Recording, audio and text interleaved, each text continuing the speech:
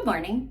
I am well aware that this is not the most attractive state you have ever seen me in my life, but waking up like this makes getting ready in the morning so much faster for me, which is especially important today because I'm up even earlier than I typically am. I wake up at 6 to leave the house by 7 to be on campus and ready for my students by 8 o'clock. But this morning I knew I was going to film, which always makes the routine take so much longer. And I want to get a meal in the crock pot before I leave. So it's 5 a.m. Let's do skincare together. Bless me, Father, for I have sinned. This feels so good. My standard order of operations for getting ready is makeup, then hair, then outfit, and I'm interested if you guys are the same or if you do those things in a different order. I'm especially so excited to get to our outfit today because today's brand partner is Quince, and I have the cutest outfit to show you guys. I have found the most perfect basics, but they're elevated. They feel so good. They wash so well and they're affordable. I'm so excited to get to that part, but now let's move on and do my everyday simple teacher makeup.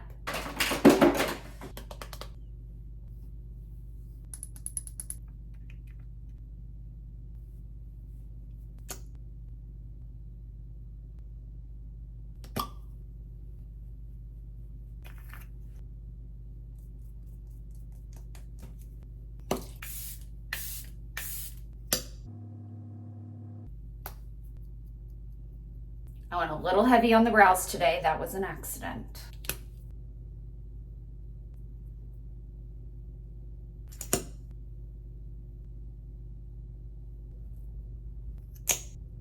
My face is ready, so let's take these rollers out and see if I'm going to have an okay day. I did roll it in a different direction last night for the first time ever, so there is a chance that this is a complete fail and I have to redo my entire hairstyle. So let's take these out and see how they did. Let me do a little shake. Toss, toss. Okay, we can work with this. Wait, I'm not mad at the shape of these curls, and it was so much comfier to sleep on last night. So I think I might have just created my own overnight blowout, like position style hack. One might have done it before me, but I've never seen it, and I am obsessed. That hair and makeup portion took me 21 minutes, so now let's change into our outfit. I told you I found the best elevated essentials for your wardrobe, and did I stutter? No, I'm absolutely obsessed with this, but we still have a few more accessories to layer on. I live in Nashville and we are in a full-on transitional season right now. I need a coat for the morning, and by the time it's afternoon and I'm heading home, short sleeve is perfect. So I have this jacket to throw on over top of it. This is a similar jacket to another one that I have in my closet that is so much more expensive, and I'm kind of upset that I spent the money on that one because this one is just as good, keeps me just as warm, and the material of this doesn't attract lint and fuzz quite as quickly as my other one does, whereas this one has a teeny tiny bit less texture, which I feel like doesn't grab on to the fuzzies quite as quickly. The white t-shirt is a bodysuit, so I don't have to worry about it riding up at all during class or showing anything in my midriff. Like, it is all nice, tucked and loaded, and is going to stay a perfect tuck all day. I need this in more colors ASAP. The pants are the absolute perfect trouser. I will be honest, I could have gone a size up in them. I'm still getting used to kind of like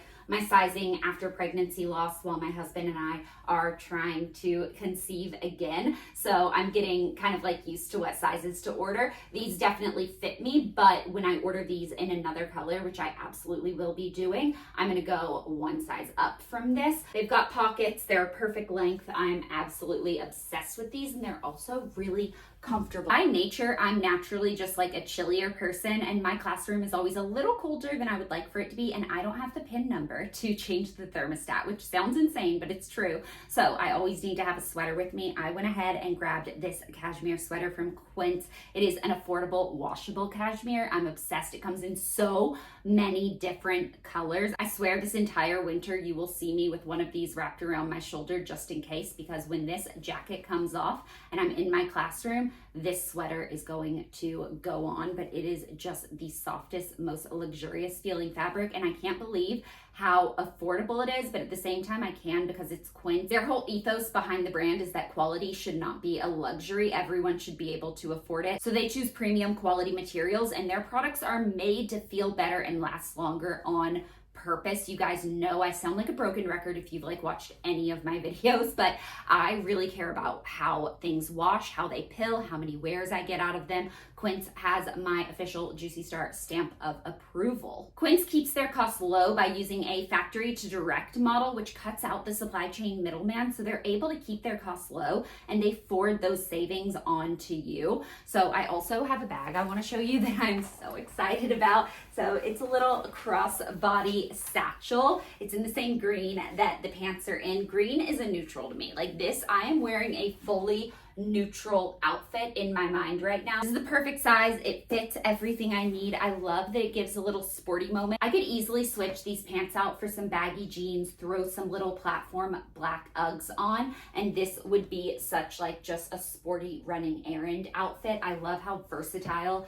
the pieces are. I get one pair of black boots a year for the season and wear them pretty much every day, and this season these are my little booties that I've chosen. I love that they're not pointy toe. It's the first time in years that I've picked one that has more of like a squoval toe, but they've got a chunky heels. They're super comfortable to walk in. They give me just a little bit of height, give me that like click clack sound when I'm walking around, which I just love to hear. And they're true to size, which I feel like is always important to know when you're ordering online items. Sustainability is built into everything that Quince does. So whenever possible, they are going to choose organic materials, environmentally conscious packaging, and ethical business practices. They are a great brand to support. I definitely recommend trying out any of their items. I'm absolutely obsessed. I've actually never ordered anything from Quince that I have not been really pleased with.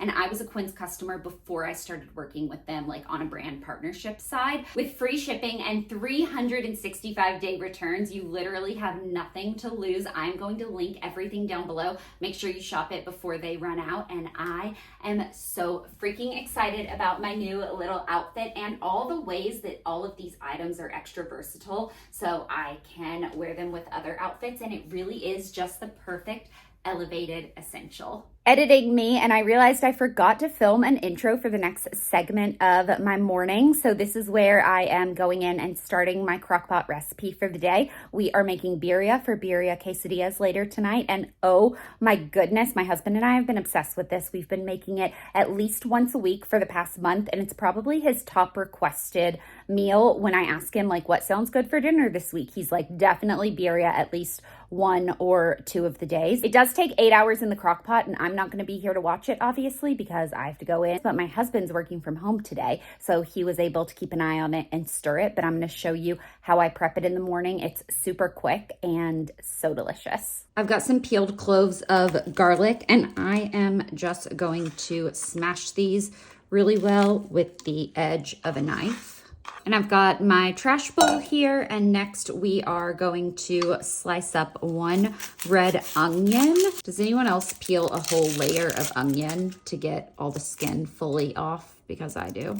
To get the smell of onions and garlic off of your fingers, wash your hands well and then rub your fingers and like your palms against the edge of your stainless steel sink. I swear, I don't know what it is about it, but it works so well. First up in the crock pot, I have a 3-pound boneless chuck roast that I seared for about 3 to 4 minutes on each side just now, just to give it kind of that crust. And then I am not even going to try to pretend to pronounce these chilies, but you want to use 4 of these dried chilies. Just toss the whole thing in. Our onions and garlic can go right in next.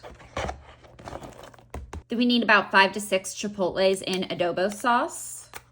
6. You need a 14.5 ounce can of fire roasted diced tomatoes. Next up, you need 1 tablespoon of tomato paste. 1/4 cup of apple cider vinegar. Our spices, which I actually pre-measured out in a little baggie just to make this process a little bit faster for me in the morning. We need 1 cinnamon stick, 32 ounces of beef stock,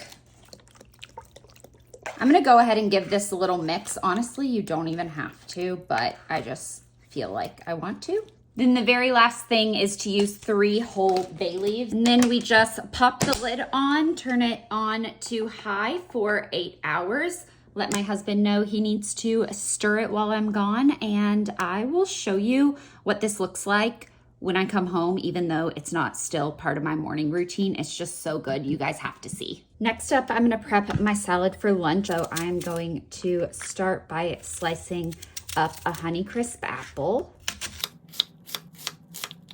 And then into the bottom of my little container that goes. Next up, I sprinkle some goat cheese crumbles, and if there are any really big sections, I go ahead and break those up. Then some dried cranberries, of course. A couple maple glazed pecans. Finally, whatever protein I'm gonna use. Sometimes I do grilled chicken, sometimes a little bit of leftover salmon. Today, I have these chicken poppers that I'm gonna throw in there.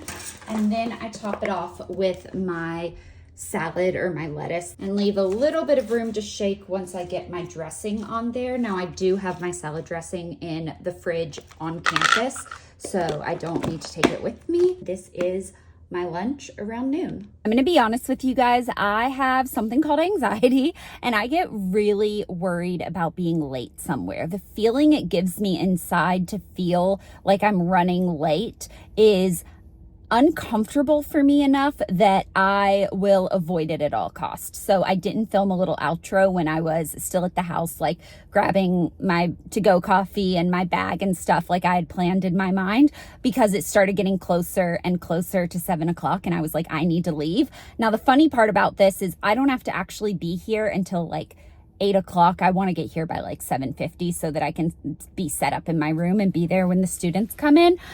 It's 7:28. So like I absolutely had enough time. I just told myself in my mind that I didn't, because in my mind I had to leave exactly at 7. I also have OCD like diagnosed, and I definitely started having some intrusive thoughts. Like if I did not leave exactly at 7 o'clock like my plan was, then I wouldn't be pregnant this cycle. And like I put these little rules on myself that obviously have nothing to do with each other. Whether I leave at 7 or not is not going to affect whether an embryo implants into my uterine lining in a few days, but I told myself it did, so I got out of the house and now I'm here, but I'm a little early, so I thought we had some time to chit chat. I have my little breakfast smoothie. This is the Greek yogurt, strawberry, banana, chobani. I'm obsessed with these. I have one of these every single morning. And then I have my to-go coffee, and I have all of the rest of my stuff. I also got a good parking spot on campus, meaning I am right outside of the building, because if these parking spots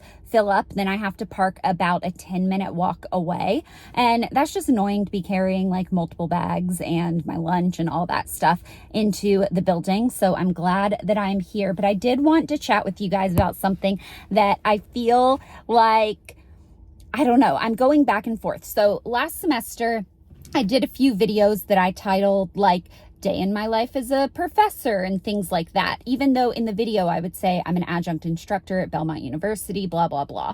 So I teach college classes. I teach at the O'Moore College of Architecture and Design at Belmont University in Nashville, Tennessee. And my actual title, if you go on to like the faculty website, is adjunct instructor. When I was first hired and onboarding, they gave us an email signature and it was like, put your position here, your name here, like in this font, blah, blah, blah. And I didn't know what my position was at that point. I wasn't on the website yet. I couldn't check it. So I asked my dean, because I happened to be like right near her when I was going through and doing all of the paperwork. I was like, what is my position title? And she said, put adjunct professor. So I put adjunct professor and I introduced myself as an adjunct professor. I want to make it clear, I am not a professor. I am not on a full-time tenure track. I'm not a professor of practice. I am an adjunct instructor. However, if I was to say day in my life as an adjunct instructor, it just doesn't roll off the tongue as well as a title saying day in my life as a professor. The amount of hate I've gotten for that. Anyways, I have decided this semester I'm just calling myself a teacher. I feel like I'm going to get messages now being like, you have no idea what it takes to be a teacher. You have to work every single day and you only go to campus a couple days a week. Like, you don't understand what it's like. You also are teaching adults. That's so different than like having the responsibility of adolescence. I don't know. So at the end of the day, it felt cool to say professor, like in the title of the video. That just like, it gives someone the visual or the idea of exactly what that video is going to be. More so, I think, than teacher or adjunct instructor. Just sounds weird to me, but I will just say teaching from now on because I'm tired of those messages. But I am going to enjoy my little drink and have my coffee and then go up, and I'm not going to film inside, obviously, just because I don't know if I can and I don't want to get in trouble. But I will definitely be showing you guys the end of the birria recipe. So even though that's not part of like my morning routine, I do want to show you how to finish off that recipe, how we serve it. It is so good. I'm already so freaking excited about having that for dinner tonight. So I'll see you guys when I get home. It's 3:19 and I just got home. I'm gonna go inside and start importing this footage onto my computer so I can go ahead and edit the bulk of this vlog. I know that I still need to film the end of the birria recipe and also a little outro for this video, but this will be kind of like most of the footage that I need. I'll go ahead and get that done. So it's done, and then that'll take me probably to around 5 o'clock. I'll finish dinner and just have my evening with my husband. So I'm gonna go inside and start editing now. I wish you guys could smell this through the camera. Holy moly, this smells so good. It has been cooking on high for 8 hours, so it is time to take the meat out and shred it and make our sauce. First thing you want to do is grab the cinnamon stick carcass and the bay leaves and go ahead and get rid of those. Then you want to grab your meat and transfer it to another dish. It is going to be fully pulling apart at this stage. I think my husband is home from the gym and my dog is freaking out about it.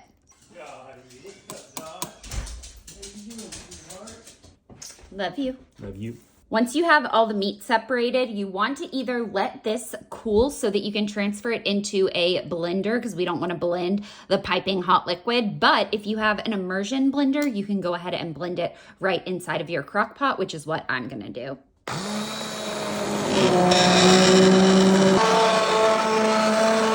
Now you could just put your crock pot on warm to keep the sauce at a nice temperature. We need to go ahead and shred our meat, and it should shred so freaking easily with 2 forks. It should be to the point where it basically just like falls apart when you're trying to pick it up. There is a lot of fat on this meat, and I don't really like the fatty parts, but my husband loves it, so I don't want to get rid of it because it's like his favorite part.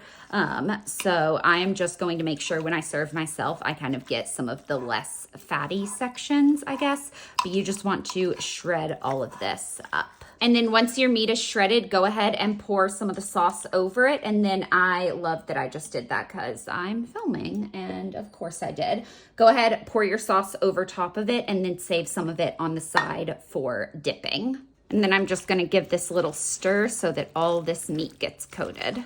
You can use this in tacos or a bowl over some rice, but our favorite way is to put it into some birria quesadillas. And here's the finished product. It might not look amazing, but I swear this is so delicious. We've been eating this probably like once a week. Sometimes we'll do avocado, cilantro, things like that. Today, I'm just having a plain cheese and birria quesadilla. I have the sauce and some sour cream, and I'm going to enjoy this. So that's my morning routine plus dinner. I'm gonna go ahead and do the dishes and just hang out with my husband for the rest of the evening, finish editing this video, but I really hope you guys enjoyed it, and I will see you in the next one. Bye.